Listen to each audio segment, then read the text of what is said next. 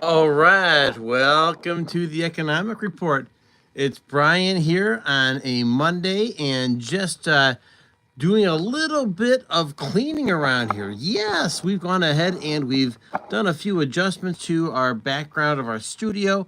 Hope you like them because they are just a couple of just testing some ideas here. And of course, we have the plant, we have the flag on one side, and the other side, of course, we have my baseball, and of course the books that we read, etc. So I'm glad to have you here at the Economic Report every day, where every day is a great day, an amazing day. So today we're talking about, we have on the lineup a couple of really interesting stories that I thought we would go ahead and touch base on. One would be about rare earths, because it's been a relatively hot topic that does deserve a little bit of additional attention. And of course, it is most definitely a hot topic because it has everything to do with supply chains, etc., manufacturing, and of course, U.S. dominance in the world, right? Story number two deals a little bit with, I called it the burgers, and you'll appreciate this story, I think, because it deals with a story coming right out of Texas.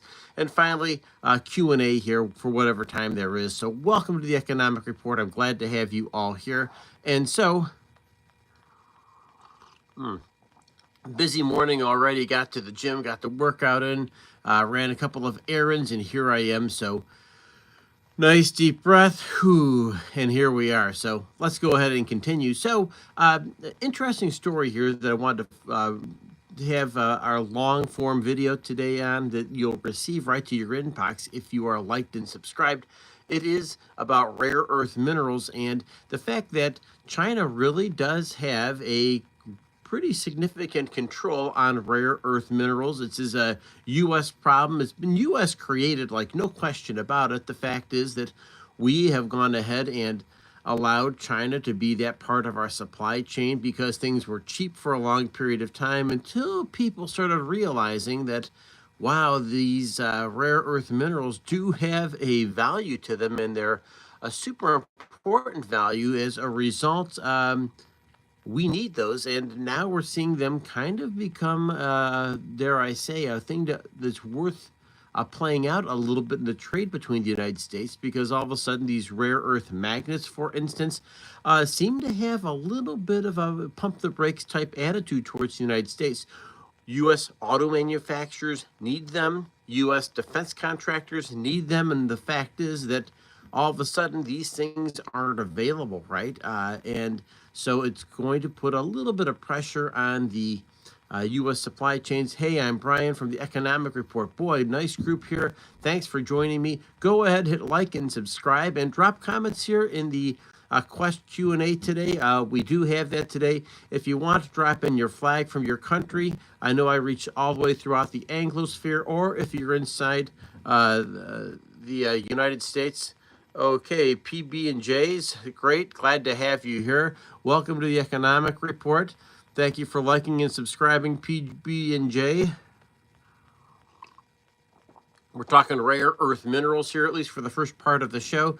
And so I want to make sure that we're kind of understanding this, that there are, I want to say, about 10 different rare earths that China seems to have the corner on, or at least most of the market on.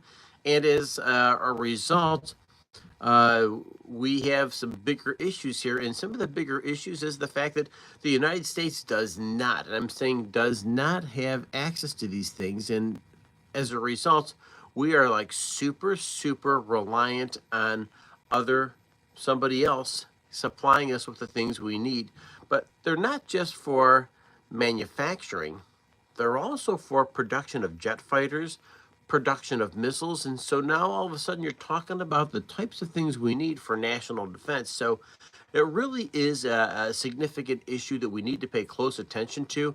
And of course, the United States is a bit flat-footed here. Now, of course, the United States does have these rare earths right here inside of our country. They're in Canada, they're in Japan. So the fact is that we can really double down on this, but we need to move, and we need to start moving sooner as opposed to later. And maybe it's something that this current administration is doing, is recognizing that there's a problem, one, and number two, putting everybody on alert that there is a problem. And number three, taking steps to solve this problem, whether it's with capital, because we are a capitalist country, of course, and maybe get these things online sooner as opposed to later.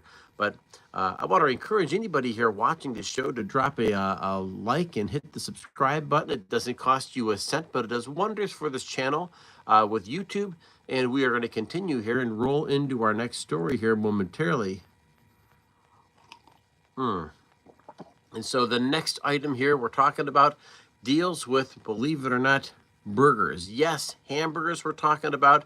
And as fate would have it, a story out of Texas says that somebody who runs a restaurant called Trump Burgers is now been arrested by ICE. He is Lebanese descent and evidently had overstayed his bay. Welcome. Glad to have you here.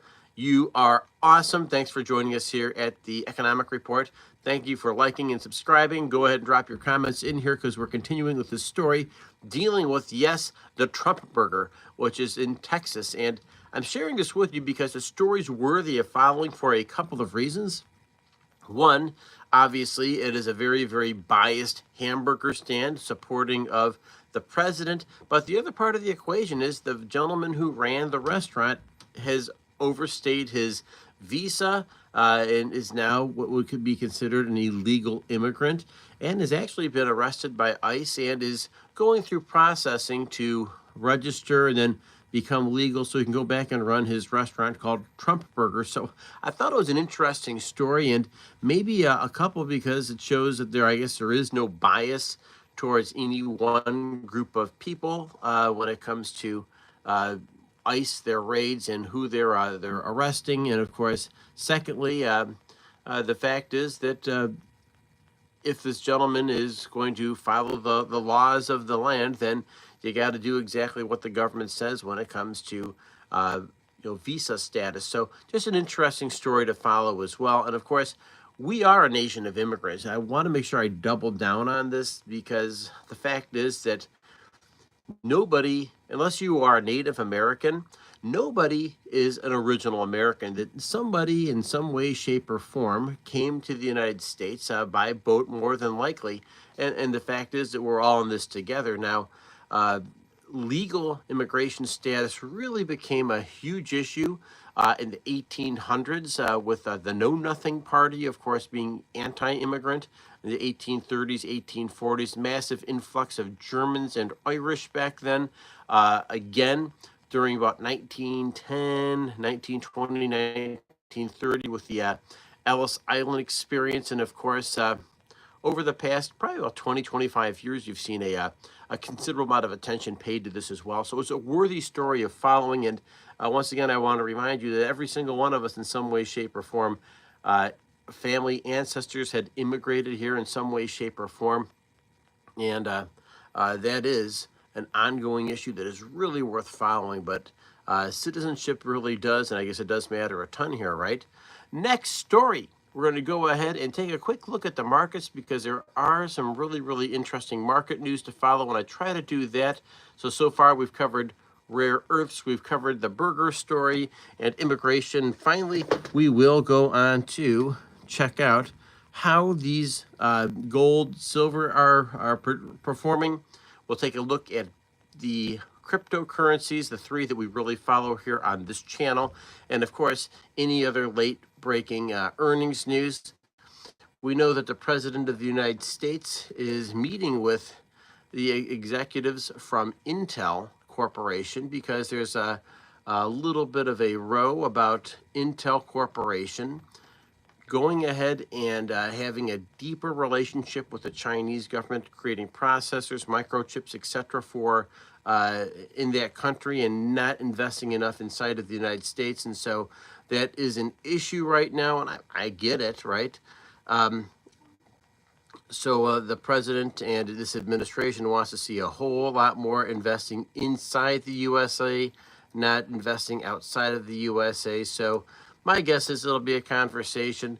If you're down near Columbus, Ohio, for instance, there's been a whole bunch of infrastructure created to build out everything in Columbus with the idea that Intel was going to build this huge processor plant. And of course, there's been a ton of talk about doing this, and there's been a ton of infrastructure built out. And there's one small problem: the plant's not built, or not built yet, and I'm not even sure if they broke ground for this plant yet. So this is probably the type of stuff we're talking about when it comes to, well, hopefully moving things forward as opposed to moving things backwards. Gold right now is trading, it's down $43 an ounce right now to 33.54. We started covering gold a couple weeks back, and it was at 3333. I remember that number. So we're saying that gold right now is, geez, down about 43 bucks an ounce. But once again, that fluctuates. It goes up, it goes down. Next thing we'll check on is silver. We'll go ahead and do our silver, because that is another, we call that the poor man's gold. And the silver prices are trading at, let's go ahead here. Silver trading at, okay, down about 50 cents. So 37.74 an ounce. All right, so that too is down a bit, down about as much as gold is actually, percentage wise. Let's quickly check out Bitcoin here, because that's one thing we do here on a daily basis here at the Economic Report. Oh boy, Bitcoin's had a big jump today. It's up to 119,000, almost $120,000 per Bitcoin again. That's pretty significant. We've been following it, and last week we saw that Bitcoin was trading down to about $114,000 a coin. So now up at 119, almost $120,000 is significant. And by the way, while I'm going through these, I want to remind everybody to like and subscribe. It doesn't cost you a cent, but it does wonders for the Economic Report. And of course, YouTube likes that, so thank you very much. That is a very, very important thing to do. Ethereum currently trading at the real neons. How are you today? Welcome to the Economic Report. Glad to have you. Okay, so Ethereum is trading up about 0.35%, $14.88. So trading at 4,266 bucks. No doubt that's another big move there. And finally, the one that I actually do hold, and once again, don't follow my advice when it comes to crypto. It's more or less me just kind of checking this thing out and following what I thought was a trend. I've made a few bucks on Solana. Solana is up. It appears to be, let's take a look here. Where are we trading at today? Well, up a little bit today, and the fact is, I got to be honest with you, it is maybe an alternative to Ethereum. And of course, the fact is that the way that Solana is set up, that it's supposed to be able to handle transactions a lot faster, like 65,000 transactions per second, which is significant. But of course, if you want to become the worldwide, rails of transactions, and you better do a lot better than 65,000 transactions per second. So we'll see how that one pans out here. But anybody, additional questions for me today here at the Economic Report? We always do a Q&A, and I've changed the background here a little bit. I've gone ahead and gone to maybe a more generic background. Maybe you like it, maybe you don't. Drop a comment here below as well. I don't have the neon sight on today. Don't even have the light on behind me. Just went ahead and went with kind of a generic background, and just getting some kind of additional feedback from you, dear folks. So with that, ladies and gentlemen, I want to remind you of a couple of really important things here, because these things matter. They matter a ton. Remember, every single day, the biggest battle you're fighting is the one between your ears over your thoughts, your actions, and your attitude. And the fact is that make sure when you're outside today, smile, say hello. It doesn't cost you a cent, and you can make somebody else's day. Thanks for joining me. Thanks for liking and subscribing. The long form video will be out in the near future. If you're subscribed, it'll show up in your inbox. Have a great day, and don't forget to be awesome.